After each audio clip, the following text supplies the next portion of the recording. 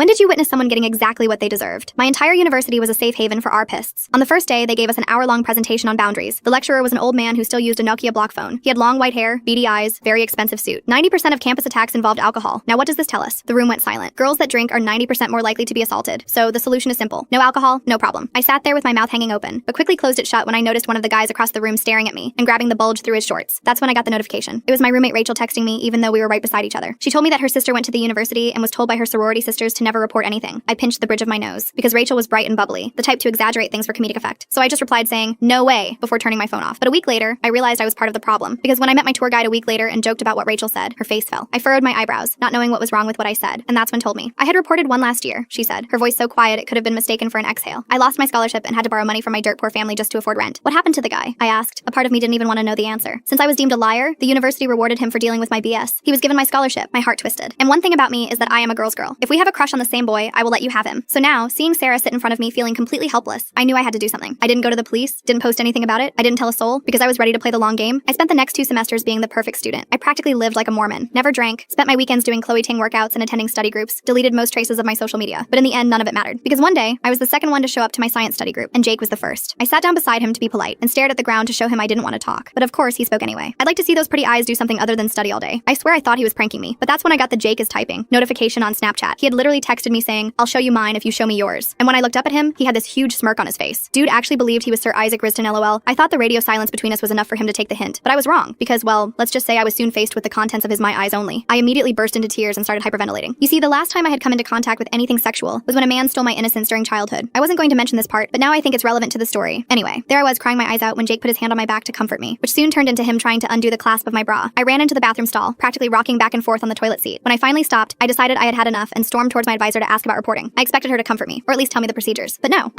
Why the F were you alone with him, especially wearing that? She then pointed to my ripped jeans like they were to blame. I just smiled and walked away, because I had an ace up my sleeve, one that I didn't want to pull out unless I absolutely had to. My daddy was a rich lawyer. He was the one who had put my childhood ARPist away, and I knew he would do anything for me. And I had just recorded our entire conversation. Full story on channel, link below.